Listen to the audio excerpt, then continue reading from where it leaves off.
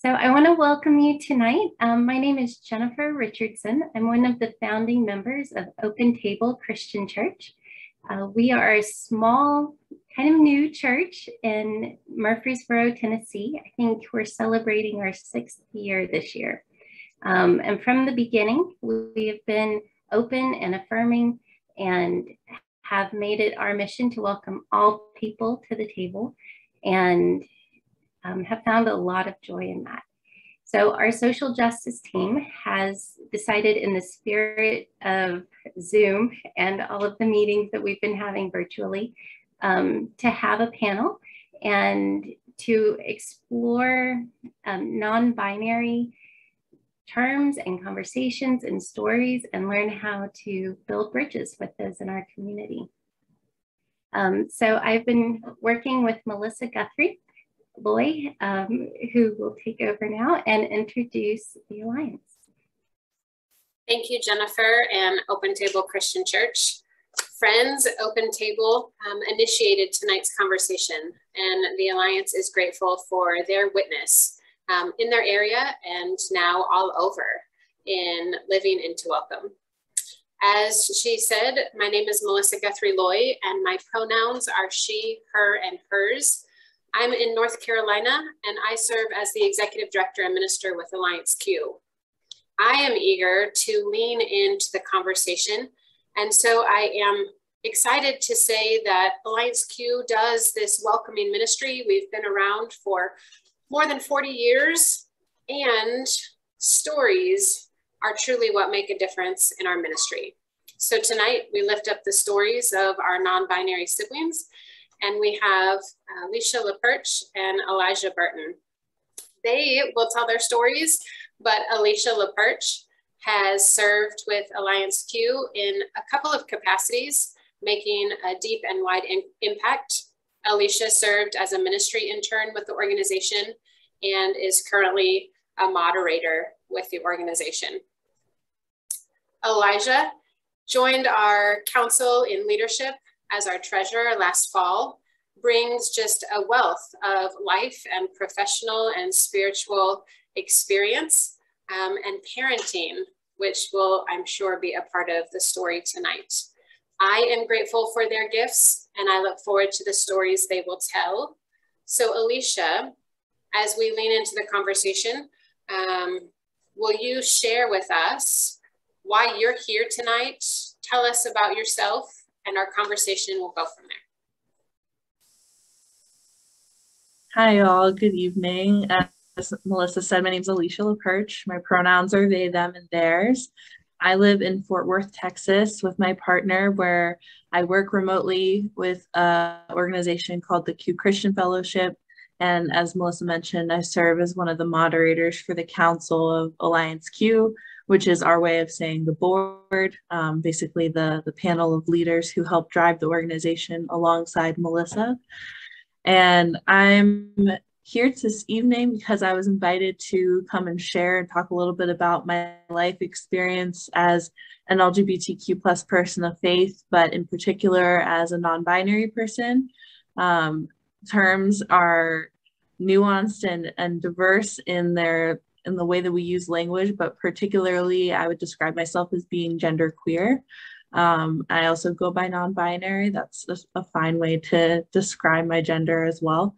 And as a queer Christian, as a minister, as a person of a younger generation in the church, I'm excited to get to talk a little bit about what it's like being me. I can only really speak to my own experience, my own life in my body and my experience of the world, but I do hope to be able to have really fruitful conversations tonight, get to some good questions and answers is a strong way to put it, but questions and responses, talking through and seeing how we can make this not just the beginning, middle, and end of a conversation, but a launching point of education in the long run. So I'm really grateful that y'all are here. Thanks for making the time.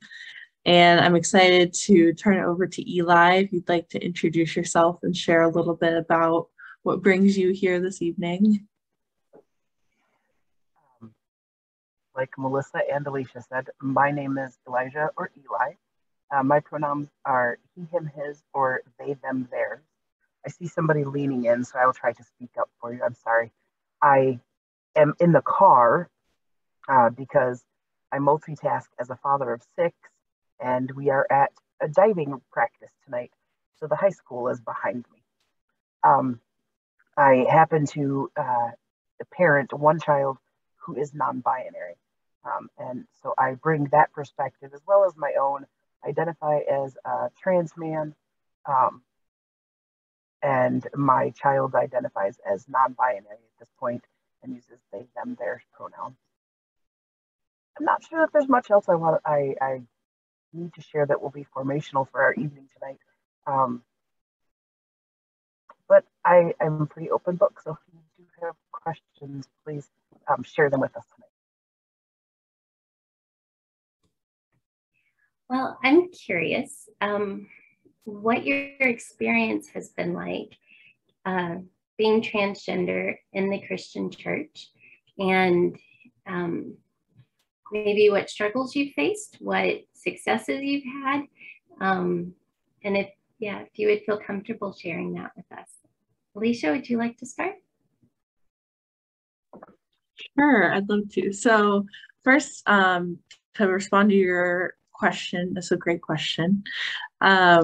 Personally, I don't identify as a trans person, but I'm aligned with the trans community under this big umbrella of being transgender, or otherwise known as not being cisgender.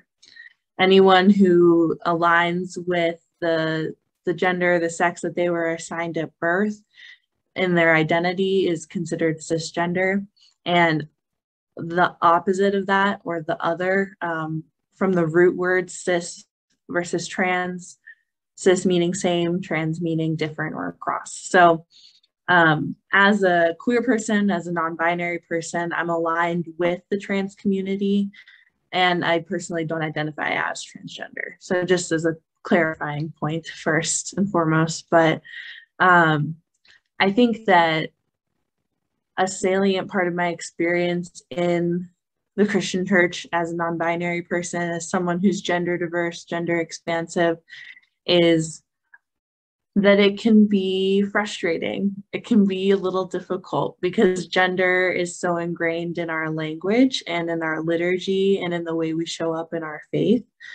And there's so many times when people with the best of intentions say something like brothers and sisters, and they're trying to be inclusive of everyone, but that doesn't even register that leaves me out entirely. I'm not a man or a woman. I'm somewhere in between in this great spectrum of gender, and those terms just don't speak to me, and it feels like I'm therefore invisible in some ways. And so I think that there is that tension and that frustration, and at the same time, it's kind of glorious being a non-binary person of faith because there's so much about God that can't be described using the limits of language that we have. And I relate to that very deeply as a person whose gender really can't be described using the limits of the language that we have. So I think that spiritually it's been discovering and coming into my identity as a non-binary person has been very fruitful, and I bring a lot to the church in that regard. And at the same time, there's tensions, and it's a process. It's a growing process together. I would just add that there hasn't been for me a lot of room within the church to sit back and just be myself. There is always, I have to have my teaching hat on. So as great as the experience is, and within the Christian church, there has been a lot of acceptance, but there is that expectation that I always have to tell others how to take care of me, tell others how to step into those spaces. But that comes in a lot of ways, a lot of places elsewhere too. That is not exclusive to the church. I was that was wonderful. And Alysha, I can tell that you have very gently corrected and guided people before. A lot of times, I think as a cisgender woman, I don't have really great terminology, and it's a little intimidating knowing how to phrase things. And I can definitely see how that would be a tricky thing, Elijah, having to always tell people how to approach you, how to take care of you. I'm curious what you all think we could do as members of churches, leaders in the church, what we could do to be more proactive about that, to make things easier and more accepting for you.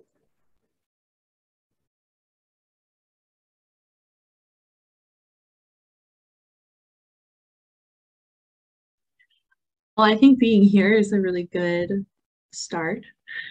Showing up to things like this and engaging in these sort of opportunities where queer people, trans and gender expansive people are volunteering to be educating and to sharing parts of our stories. And it's not just like a random Wednesday where you have a question come to mind and you wonder if that one non-binary person you know can speak for like all gender diverse individuals. And I know people have curiosities that come from the best places, but like Eli said, sometimes it can just land a little bit like, oh, I'm having to put a teacher hat on right now, and the way I'm engaging in this relationship dynamic has just changed kind of without my consent. And so of course we want folks to have their questions answered so that they can love us best and love others best. And at the same time, I think that it's really the work of allies to engage in educational opportunities like this on their own time, to find resources and dig deeper, have conversations with other straight and cisgender allies, and ask questions amongst themselves, not with the expectation that you're going to come to the answer or an answer, but just getting your curiosities aired, practice using some language in a space that is not going to be harmful or problematic to LGBTQ plus folks, in particular trans and gender expansive people. Particularly something that when Alysha was just talking that they triggered for me was when they said practicing. For my child, when they transitioned, they just took an abbreviated version of their name. So they go by Lou, and then asked for their pronouns to be referenced as they, them, their. And the biggest thing for them and for us is practice. It's literally the doing of. You cannot wait until you are in that space where you have somebody that has a pronoun that you're not familiar using in a sentence, or that, because he, she, they are just the tip of the iceberg when it comes to pronouns that people use. And so you can't wait until you're in that space for you to try to figure it out or to be able to get it right. Practicing on your own, reading a book and notice how many pronouns there are and take them out, switch them all for they. It's become just a habit of mine now when I'm reading.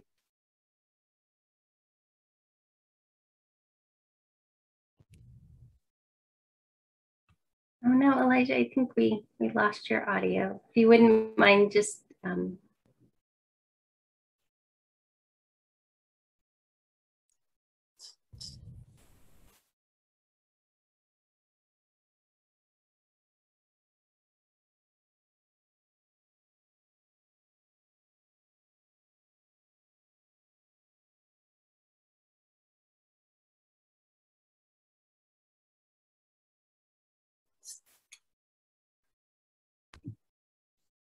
While Eli is working on sound, keep trying that, Eli. I wonder, Alysha, if you and Eli can jump back in, would say something about people using incorrect pronouns. I think you've each encouraged me in ways to have conversation with friends or siblings, strangers. If somebody uses the wrong pronouns or doesn't understand pronouns, what can allies do in those moments? Will you speak a little bit about pronouns? Yeah, I get asked this question a lot, and there's some nuance. So I want to definitely tread with some openness here. I think first and foremost, using someone's correct pronouns is a life-saving act, and it is something that makes a direct impact on their mental health and well-being. So if someone says, "Hi, these are my pronouns," or "I'd like you to start using these pronouns for me," it is your role as someone in their life who they've disclosed that to, shared that with, to practice using the correct pronouns and to try to build some consciousness so that when you mess up, not if, when you mess up, because you will, that you can correct yourself. Or also, if they correct you, that you can say, "Sorry, they," or "Sorry, he," to fix it briefly and then move on and make a mental note. Okay, I need to practice that. I saw something one time that said every time you mess up using someone's pronouns once, practice using them mentally correctly 5 times. And that's a way of teaching your brain, helping you to rewire those synapses so that you are not having to be so conscious about it every single time, but it becomes second nature eventually, because you use pronouns for everyone. It's just a matter of how ingrained our assumptions are about someone based off of how they look. And I saw a great question in the chat about gender expression that I'm excited to get to in a little bit. Something that people ask is, well, what if, I'm with someone else who refers to this third party gender expansive person, and this other person misgenders them or uses the wrong pronouns? What do I do? So this is where being proactive is really important, because if you haven't had a conversation with the person who, for example, uses they, them pronouns and asked, "Can I use these pronouns with other people as well?" then you're not going to know the answer, and you're going to be in a pickle when you're in the situation with someone else who's not using the correct pronouns, because you don't want to out someone or disclose something about them that they're not comfortable with other people knowing, or they're not ready for other people to know yet. And at the same time, you consciously want to be very, respectful of their pronouns and understand that that's something that you want to be working on. So if someone shares with you, "Hey, these are my pronouns," or "Can you start using these pronouns?" in addition to, "Thank you for telling me that, I'm going to be working on using those, and I'm open to being corrected when I mess up, and I'm going to fix it when I mess up," you can also ask, "Can I use these pronouns with other people? Can I use these pronouns with the pastor, with your parents, with our friends, etc.?" And they might not know yet, but you asking the question opens that conversation so that it's not just like a one and done, and then you get into a pickle situation where you don't know if you should correct someone else or not.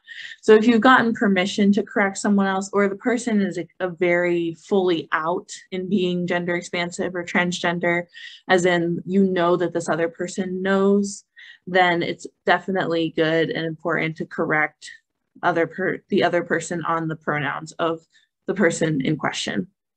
But if you're not sure, and this person's maybe newly out, or you're in a situation where you're not sure if the person you're talking to knows, for example, that someone is trans or gender expansive, then you can just tread cautiously, use the person's name instead of using pronouns for them, and then make a mental note to follow up and ask the person with the pronouns in question that you're not sure about if you can correct other people or not. I hope that helps with answering that question. Eli, I'm definitely interested in your thoughts as well. Hopefully we can hear you. Can you hear me? Yay. Sorry, my AirPods just started turning on and off and on and off and on and off. So that was new.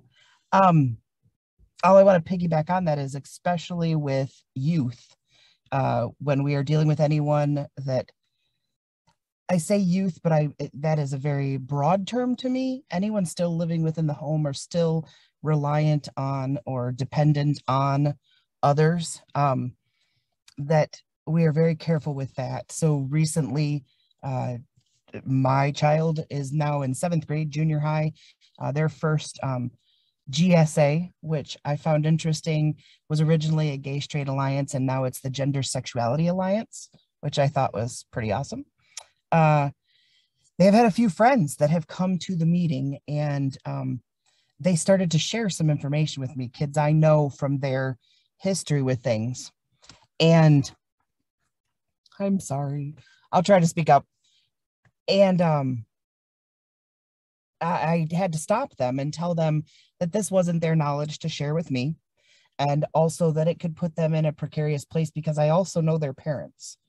And so when it's a youth that you're involved with, making sure that you not only find out their name and their pronouns if you want to affirm them and if they want that for them, but when can you use those?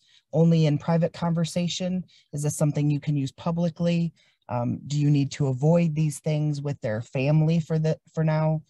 It's a very tricky area with kids, youth, anyone dependent on somebody else, but they need us just as much as, you know, Alysha needs us to affirm them. So.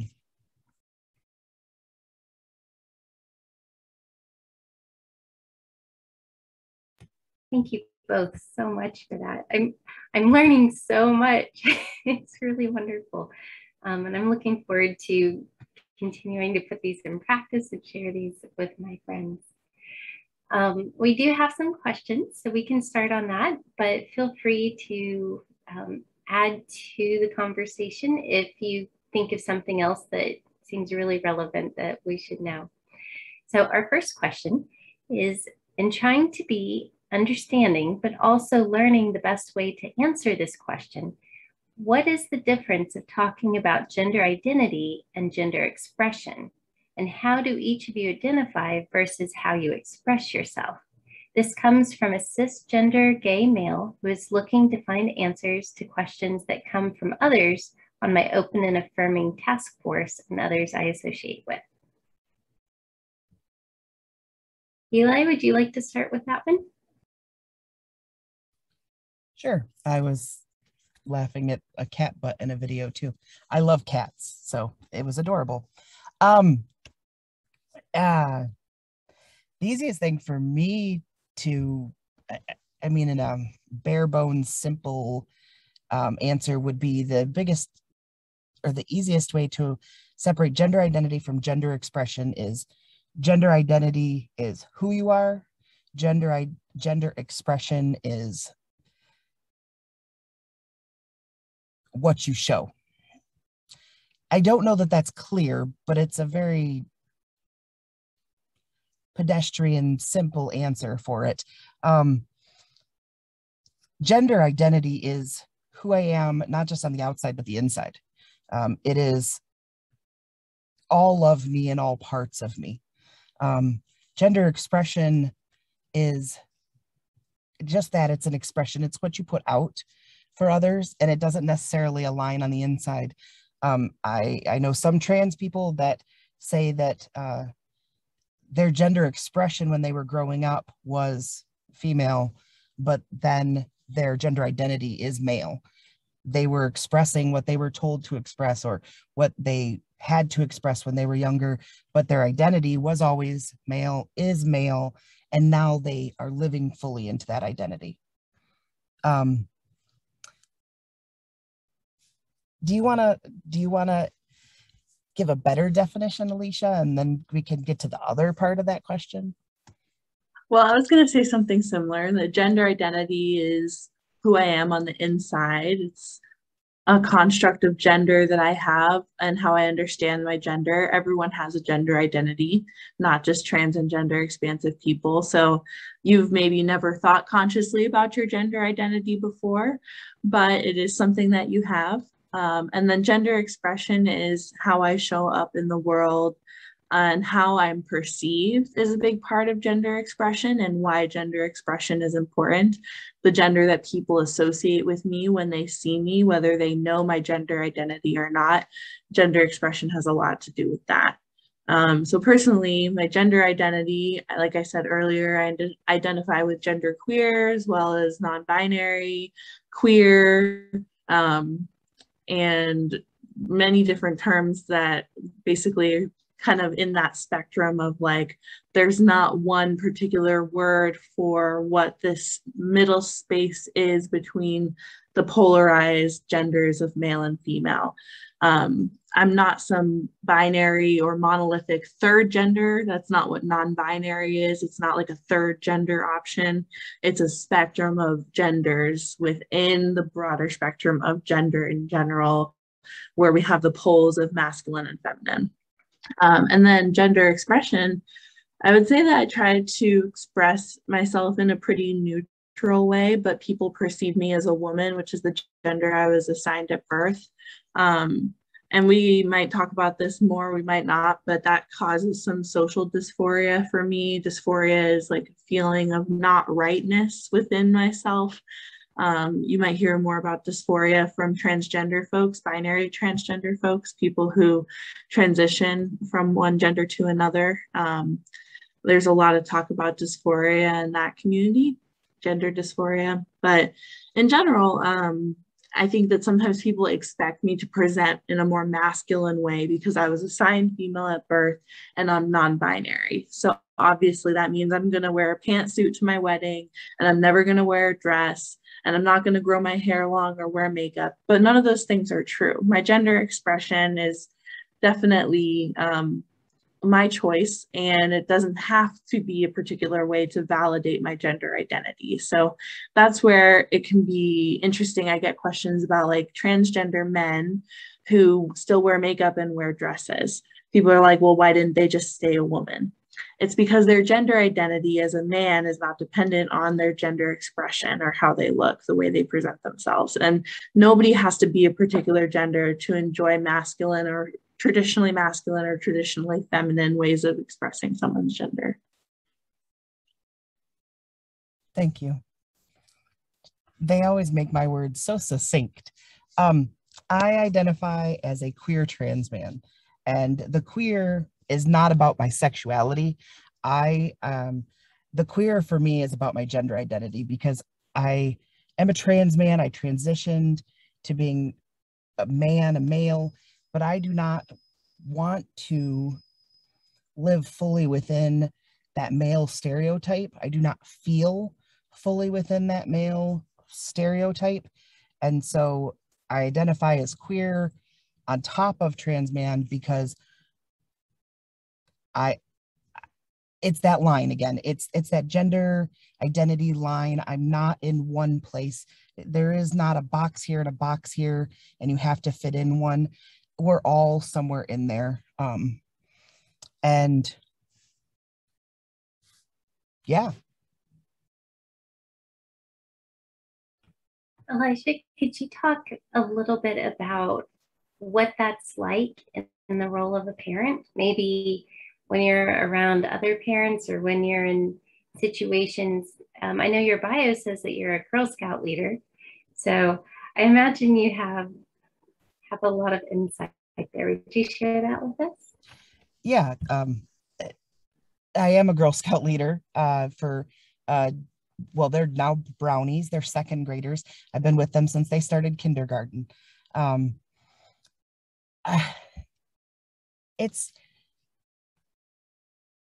So I guess I will tell a little bit of a story here. So we have foster kids as well. And when the foster kids came to our home, I was out to them. I told them, look, conversations around here are going to sound a little different. First off, your sibling, Lou, is non-binary, and their pronouns are they, them. Even our 3-year-old twins can grab onto that. Our kids are doing okay. And I said, and I identify as transgender. So you are going to hear things about my life. You're going to hear that I was a Girl Scout growing up. I wasn't a boy in a Girl Scout troop. I was a Girl Scout. You're going to hear me talk about going to prom in my green dress. You're going to hear these things, and they are just a part of who I am. I was that person, I still am that person. Nothing has fundamentally changed about me. As I already said, our kids are doing all right because all of them just went, okay, cool. And they've gone on about their way, and it just fully embraced us, fully embraced me and my zoo mishmash of a family. We've got a lot going on in here. It's trickier for me as a father. I didn't, even as a trans man, I didn't realize how deeply embedded my ideas of the binary system were until my child came to me and said, I'm non-binary. And having to explain that to somebody else about my own child who I brought up, I tried to be as gender non-exclusive when they were younger and everything, but no parent expects this. You know, you try to foster an openness, so I was glad they could come to me, but I didn't expect it. I didn't create an environment where I was like, I'm waiting for them to come out to me. But when they did, I still, even as a trans person, had to adjust. There was adjustment period for me using their pronouns correctly. There was adjustment period for me with explaining to others how to take care of my child. What does my child need? And not always knowing. When they went to middle school, 5th grade was the first time that they had gym class in a way that was segregated and by genders. And I didn't realize that that was something that they were going to have to navigate because I never had that experience. And so my child had to go to their gym teacher and say, I don't identify either way. Where is my place in this? And there's just eye-opening experiences over and over again being in this situation, and having Lou come out to me as non-binary and share that experience with me helped me to understand a little bit more why I don't just want to be labeled into that masculine box and where my queer identity comes from, because I am still the person that I grew up. And there are a lot of the indicators and the female things that when I grew up that I still want to hold on to and that I don't need to let go for anybody's sake. That's all my identity. And so that's where this interesting blend came for me. Thank you so much for sharing. I have more questions. I want to make sure we get to all of them. So the next one is, any specific educational resources you would recommend that you have found are especially helpful to give to allies to aid them on their journey of understanding?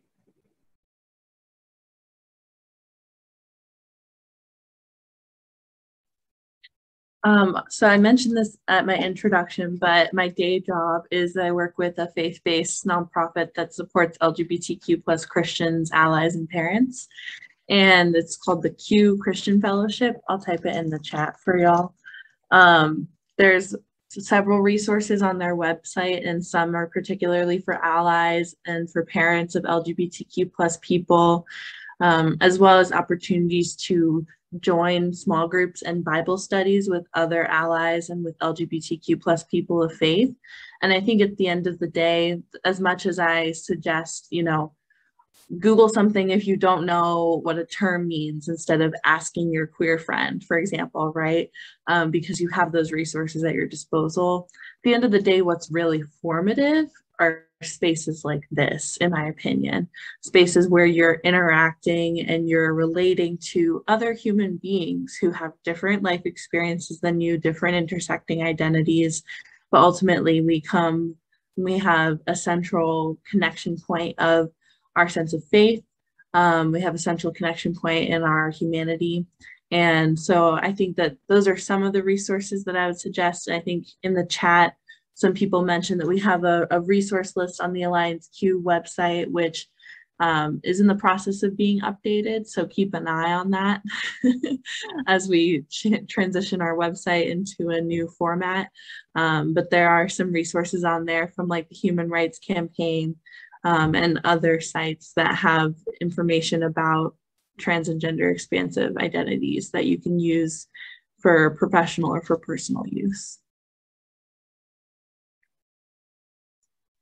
Related. Also something, oh, sorry.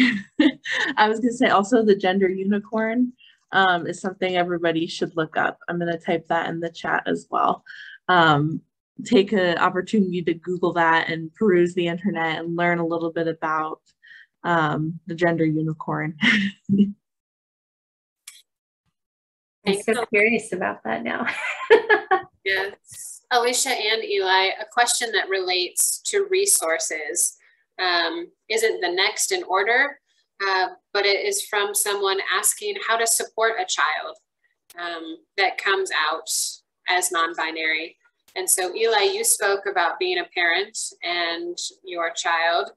Alysha, if you feel so moved, would you tell a little bit about your family experience, maybe where you have or have not been supported, and speak to that? Sure, I'd love to. So I'm smiling because just the other night I was on the phone with my parents and my dad used the wrong pronoun and my mom corrected him as if it's something that she does every day of her life, when like 6 months ago I was struggling to get them to even wrap their minds around what gender is other than just like a given or like what's in your pants. And so it's just really been an interesting journey with them. But I first came out to my parents as bisexual about 2 years ago. And so that was what started the process of them learning and opening up a bit more and cautiously treading through scripture and trying to wrap their minds around what they believed about that. And my mom joined a support group for parents and has been in several now, and that has been really transformative for her. And it's been a huge part of what has led to both my parents now trying diligently to use my pronouns correctly. And I think a lot of it also came from my younger sister, has a lot of friends in the LGBTQ plus community and has friends who use they, them pronouns. And so it's not something that feels so strange and distant to them anymore. It's a matter of their own child's best friend and their own child. And so I think that sometimes it really takes that proximity, which is where there's that clash, because all of a sudden it's in your proximity, but you're not prepared for it at all. So you're going to make a lot of mistakes, and that's hurtful. But at the same time, if there's an attempt, if there's a genuine heart to try and to adapt, then that's going to make all the difference. And it's not a matter of, oh, I'm sorry, you just have to understand this is so hard for me. Because that's not an acceptable thing to say, because guess what? It's really hard being a non-cisgender person in a cisgender society. And so that's what was so beneficial about the parent support group for my mom, was she had a space to then say, this is hard for me, I'm dealing with this, I'm processing this. And it didn't have to be me who was hearing that. So if you're a parent and you're trying to be supportive, then the grief that you're going through, that is valid, and the confusion that you might be going through, that is valid. Take that to some other space where your child is not, and don't put that responsibility on them, and take care of yourself in that way so that you can show up for your child, so that you can be supportive of them and not putting your grief and your confusion into that relationship. That would be my advice.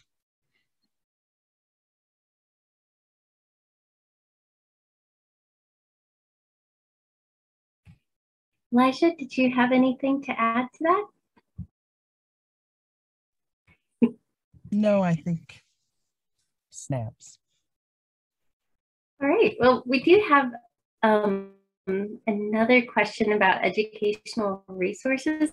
This one, it says, from the queer Christian perspective, are there any authors or speakers who really resonate with y'all that you would recommend for allies?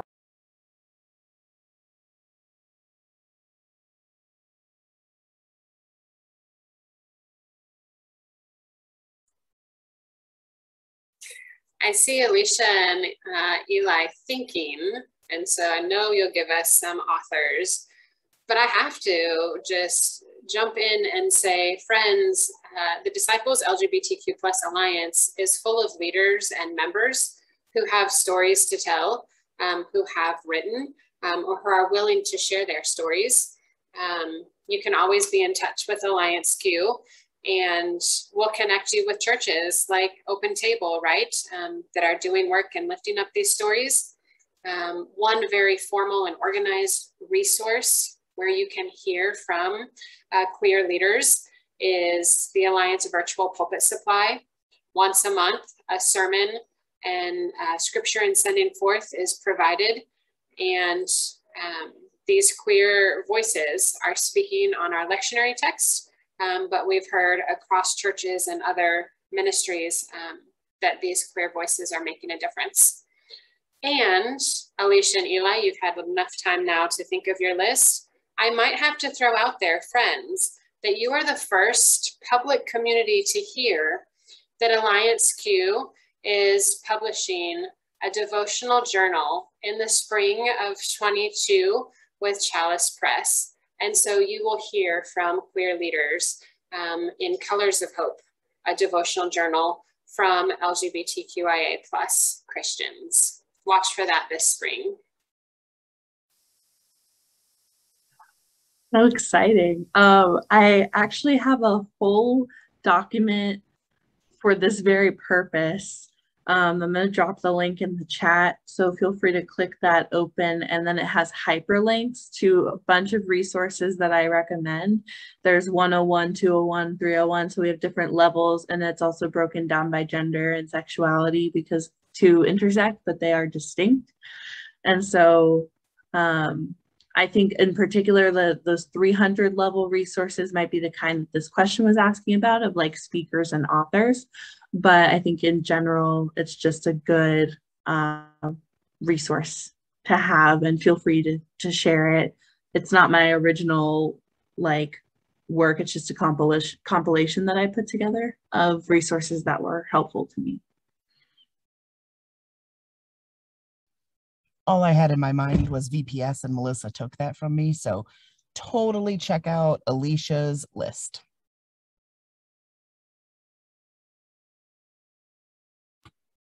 I love that. Thank you so much. Another question that we have is, if you're out at work or your professional setting, what has your experience been like with that?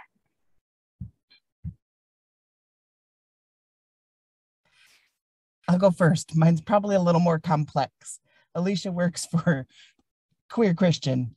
I mean, it's pretty obvious she's out. They're out. Sorry.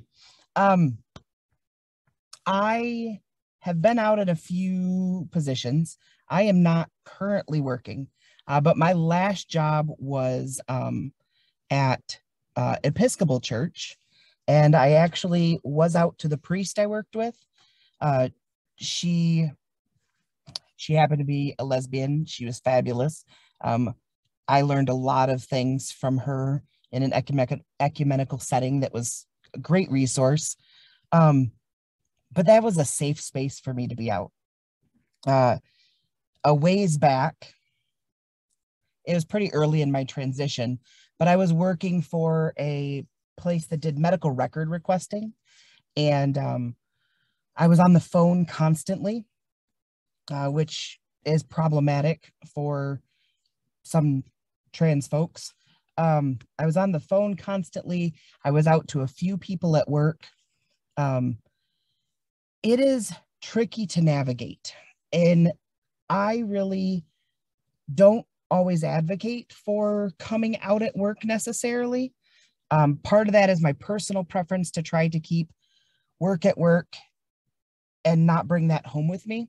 I bring home life to work. That's going to happen, but I don't like to bring work home because I don't want to lay that stressor on my family of what this space is. However, in that situation, I did choose to come out because I felt like the company needed that push in a few ways. I was the only person that identified as transgender, but there were other people within the LGBTQ spectrum that were younger or not in a position to step forward. For the most part, I was quite accepted by my coworkers and such. The problems, and as they usually do, come from the supervisors. And ultimately, I did end up getting let go from that company. I was laid off. Oddly enough, they said they were laying off people with certain numbers below a certain marker, and I was well above that marker, and they couldn't ever quantify for me why I was being let go if I was above the marker line. But there were plenty of people, including myself, that could read between the lines. So with that experience and my personal, I usually advocate, don't come out in your workplace until you know the people in the environment in that workplace. And yet,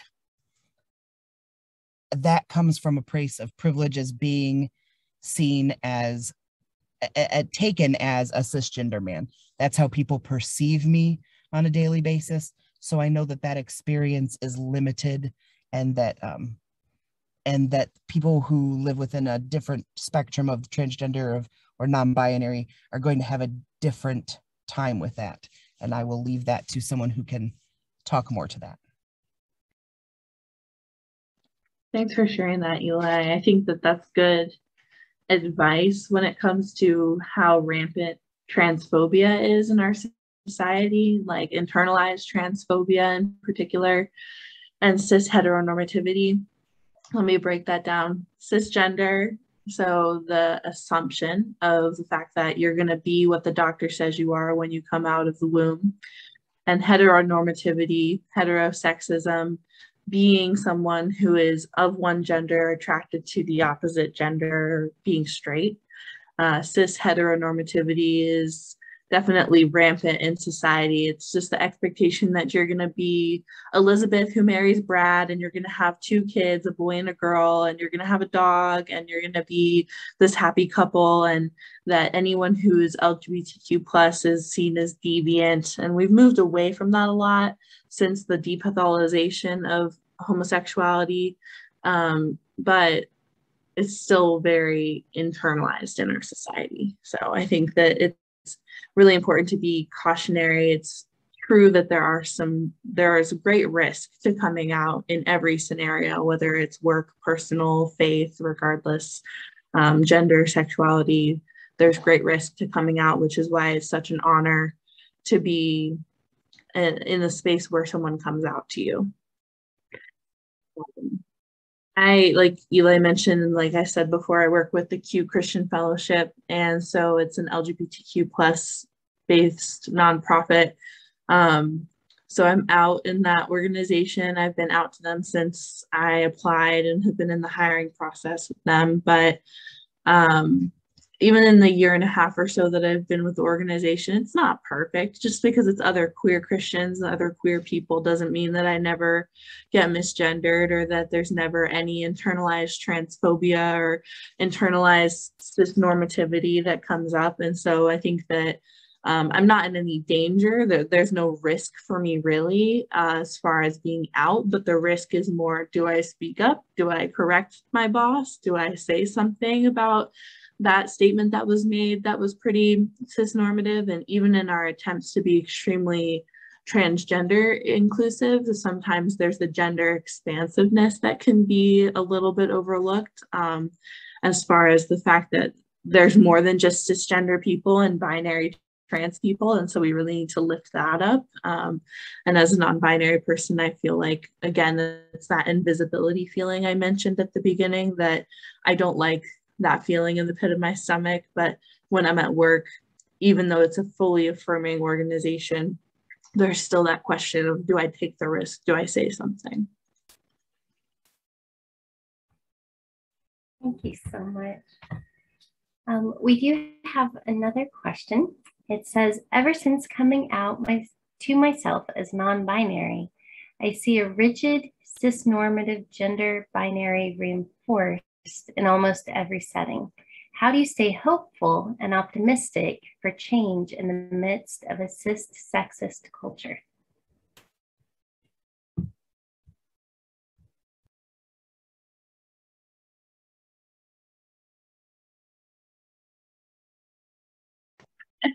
Eli, is that you're punting to me?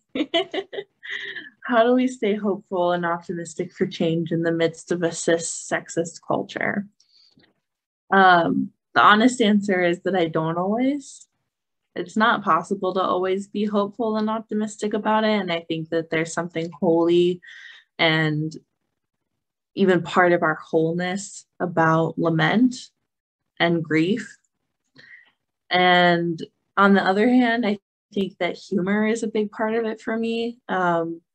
Making jokes that other non-binary and gender expansive and transgender people would relate to or understand, but that to a cisgender person might sound like an oversimplification of gender, or I don't know if that makes sense. So for example, I'm bisexual. That's important to me. There's a lot of biphobia. There's a lot of erasure. But at the end of the day, if I'm making a joke with one of my friends, I'm going to say something like, oh, it's because I'm super gay. It's not because I identify as gay. It's because I'm like using shorthand for, so to speak. And it's like an internal way of communicating within the community. And it's like a sense of humor type of a thing. I can't think of an example right now when it comes to my gender other than like, oh, my gender is like a bag of snakes. My gender is like this pasta sauce. Like, it's just ridiculous in a way, but it's humorous and it keeps us laughing. And I think that keeps me engaged in hope, because at the end of the day, who's to say that my gender isn't this jar of pasta sauce? Like, if it was, that would be valid as heck. And it would be just as confusing as how I actually describe my gender to the average cisgender person. But I think that lament and understanding it's okay to not be hopeful, as well as finding some humor and trying to find some joy within the community, because queer joy is resistance to that cis sexism and heteronormativity. I already alluded to this a little bit, but I find hope also in our youth. Odd situation, but the first day that my children's GSA met after school, they actually can't like close school early because they don't have air conditioning and the heat index was rising. And so they said, hey, we're closing school, but if you want to stay for the GSA meeting, we'll still have it. They had about 40 kids show up. I keep holding hope in our kids that they are doing great things at a younger age. And sometimes that's scary as a parent to see my young child having to step into some of these arenas that I myself didn't step in until I was older. But it also gives me hope that change can keep coming and that maybe we will get there in my lifetime. But it might not come at the hands of us old folk that think we know what we're doing. We have a family friend who has a child who's transgender, and they're very young. Like, I want to say they're under 10, and they are so proud of it. They have shoes with like the triangle on it, and they have the shirt with the colors, and they are just embracing it so fully. And in talking with the parent, she said it was just heartbreaking when this child is around others who are like, well, my parents said I couldn't play with you. And she's like, as a kid, that just would have crushed me. And the child was like, oh, it's okay. And they went and found another friend. This new generation just fills me with so much hope and inspiration. So I'm so glad you mentioned that. But I think sometimes it's almost more terrifying for the parents watching the kids go into it. I can certainly identify with that. Um, we have another question, and this one is very dear to my heart too.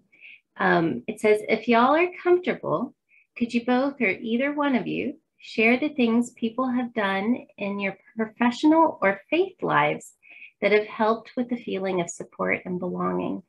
I know at Open Table, our acceptance has been baked into the DNA of the church, though I don't know that we always get it right, and I know we could always do it better. So it's always really helpful to know what does create that sense of support and belonging.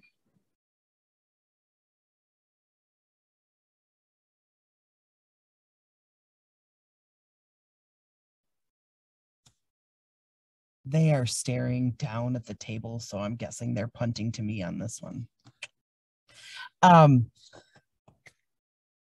For me, it's actions, not just words. Not to say that I don't want the words. I want the words too, because I can feel those, but seeing the actions, those make as much of a difference. I can feel those too. And by actions, I mean, it can be things from this panel, situations like this. My home church had a viewing of, it was a Lisa Ling report on a show I can't remember about trans folks, and it highlights some youth and some older. I'm seeing some nods, so some people are familiar with it as well. We showed that on the screen in the sanctuary and then had just a general chat sitting around and talking about it. It was an action. It was a try. It wasn't perfect. There was a lot of difficult conversation, a lot of slip-ups and misunderstandings about pronouns and names and all of that. But it was a start. It was a place, like there was effort put into it, and that made a difference for me. Even hearing you, Jennifer, say those words about that it's built into Open Table, but you know that there's other things, that there's more we could be doing. Those things I can feel. And when I hear people say them or I see these actions, even if I'm not a part of them, those are the things that help me. Those are the things that help my kid know that it's a safe place, that it's a place that they can go to, or that they can have a conversation.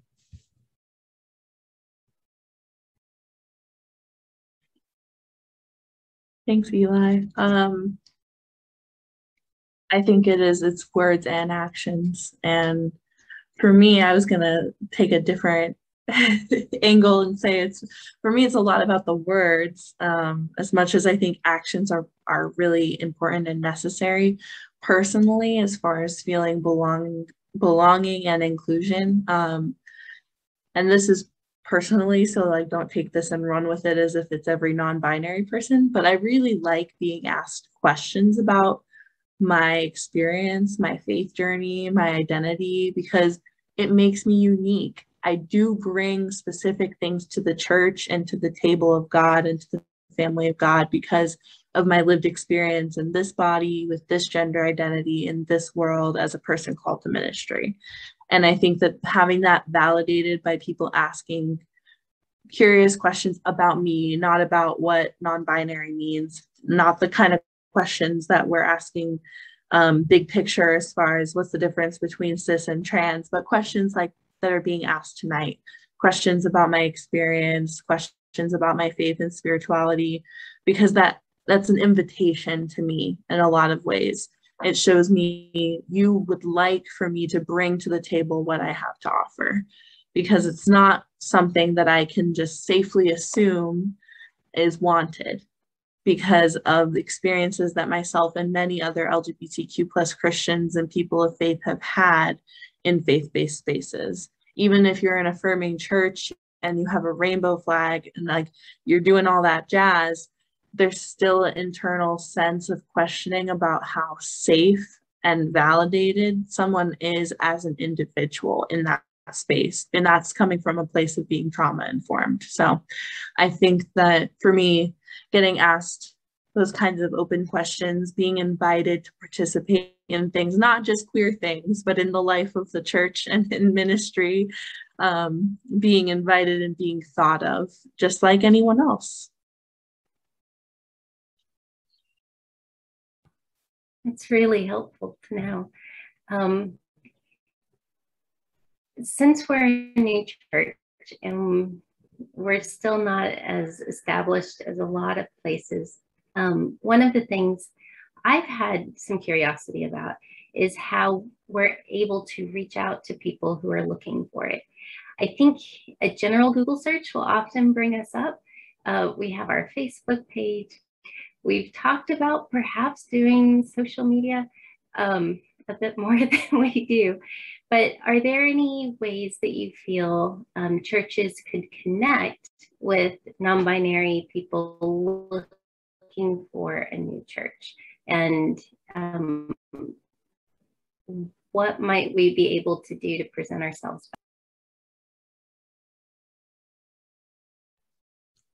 I have a thought on this. Hopefully I won't be long-winded this time. A rainbow isn't enough. And not even the inclusive rainbow that's behind Alysha. It's not enough. There are lots of churches and Christian organizations that say that we accept all, and they put a rainbow out there and they go, we're going to bring in the gays. I'm using that as a shorthand for the big acronym. It doesn't work for me. For a lot of people I know, when we're church shopping or we're looking around, if I go, you say social media, if I go to like your web page or something, I want to see the language in there. I want to see the intention that you sat down and said, you know, we affirm all people, their whole selves, their, you know, them, not just he and she. Language matters to me. And so I want to see all those bits and pieces, not just a pretty rainbow.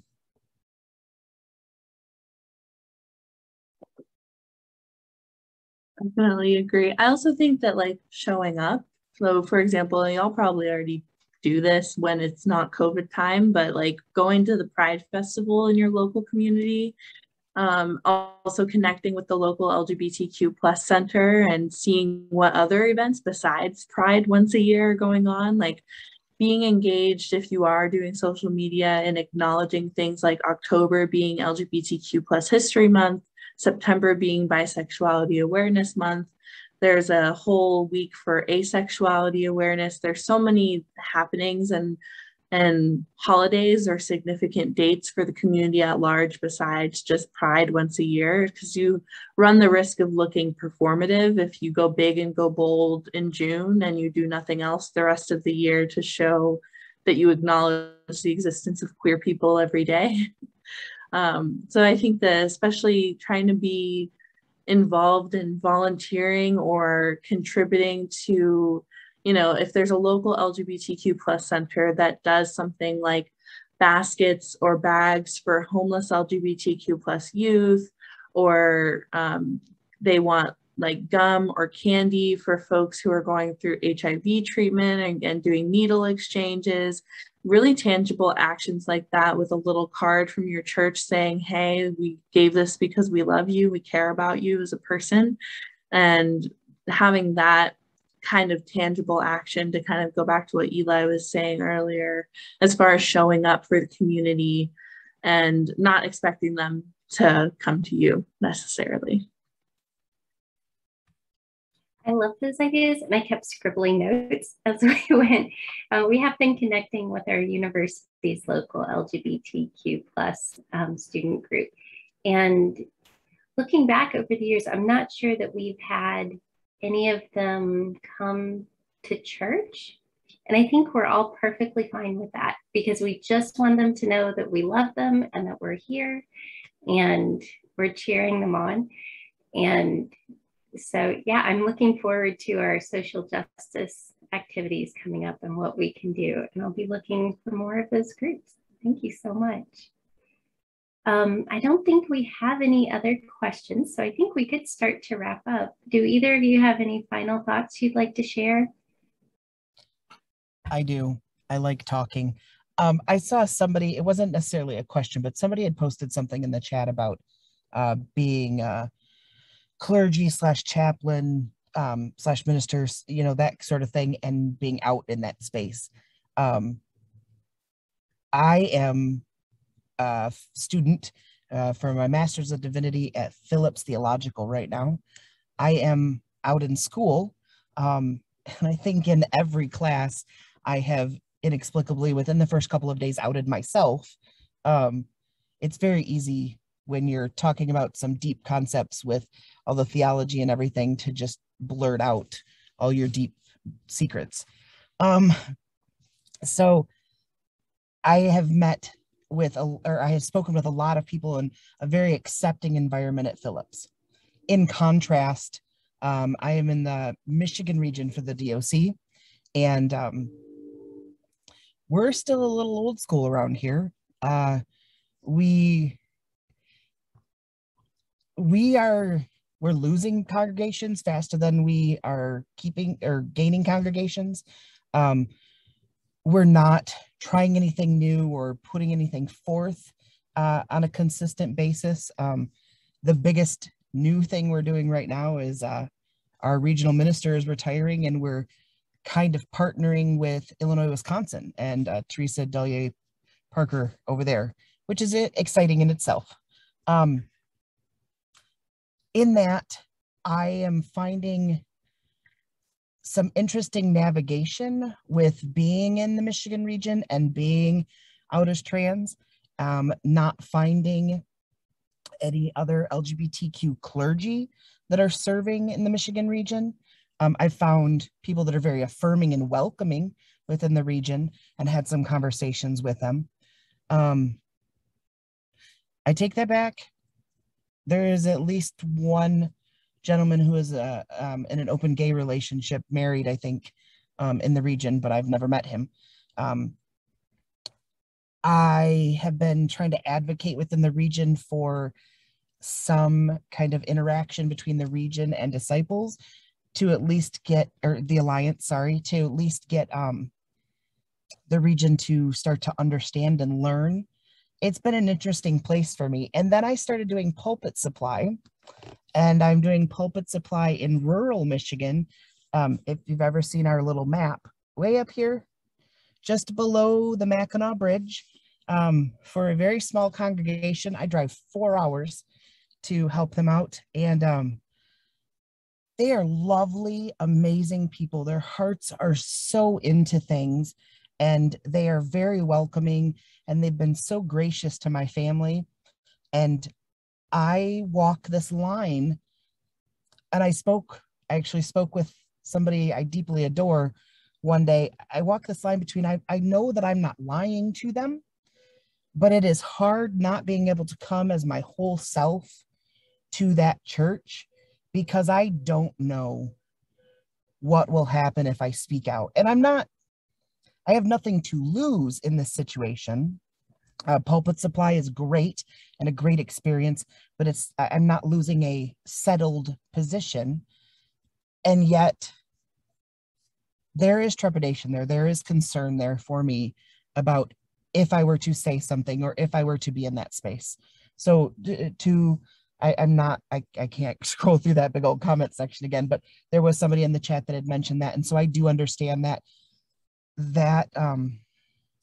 gray space to be in right now is tough, and I can empathize with them on that. Our pastor at Open Table searched and searched. I want to say it was like 7, it might have been even 11 years to find a church. And he would get so far along the process, and at some point he would come out when he felt that it was right, and it would always just shut down. And so at some point I was like, can we please just start our own church with you? I don't want you to go somewhere else. And now he's leaving, and he's going to a new church in Richmond where he will be a co-pastor. And the board knew before they voted, and it was unanimous. And he was just thrilled. And then I guess the next day he said one of the board members called the pastor there and said, yeah, I need to change my vote. And she said, well, that's not going to change anything because the majority voted yes. And they said, well, I know. And the co-pastor that he will be with is also a woman. And this member said, well, while we're at it, I don't think women should be ministers either. And so they kind of just decided at that point, maybe it was better to part ways and for them to find a church that fits them better. But I know it's a very tricky thing. And I can't imagine. And Open Table's still looking for a new pastor. So if you're in the market, let us know. I think that's all the questions that we have. I want to thank both of you, all three of you, including Melissa. Thank you so much for being a part of this and making this possible, creating a safe place where we can ask questions and hear what it's like. And I'm just so full of thanks and appreciation for both of you. Alysha and I have done things like this before, and I know that there are always follow-up questions. After we leave, you think of something or you come up with something. I can say for myself, at least, you can find me through the Disciples Alliance Facebook page or anything like that, or send a message through just the Disciples Alliance Q page, and they can be filtered to me or us if Alysha's willing. Oh, look, they put theirs.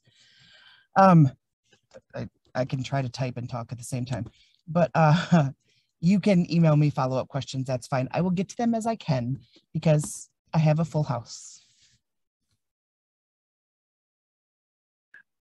Thank you all so much for being here. It's really a joy to get to spend some time together this evening, and we don't take it for granted, the time that you've spent asking questions and listening. So thank you. It's been a joy and a pleasure. Melissa dropped some things in the chat, but just to call you all your attention back, if you scroll up a little bit in the chat, there's a link there to subscribe to our Alliance Q newsletter called Crossbeams. You can visit us online at our website, and both Eli and I put our email addresses in the chat as well. Thanks, Melissa. That's our website, disciplesallianceq.org. Feel free to subscribe to Crossbeams, check out our page on Facebook. We keep that pretty up to date as far as events and happenings. And like Melissa said, keep an eye peeled for spring of 2022 Colors of Hope devotional through Chalice Press. Lots of exciting things happening. Thank you so much, Jennifer and Open Table Christian Church, for inspiring this to happen. We really appreciate it. It's always a good time when I get an excuse to spend time with Eli on a weeknight. So thank you.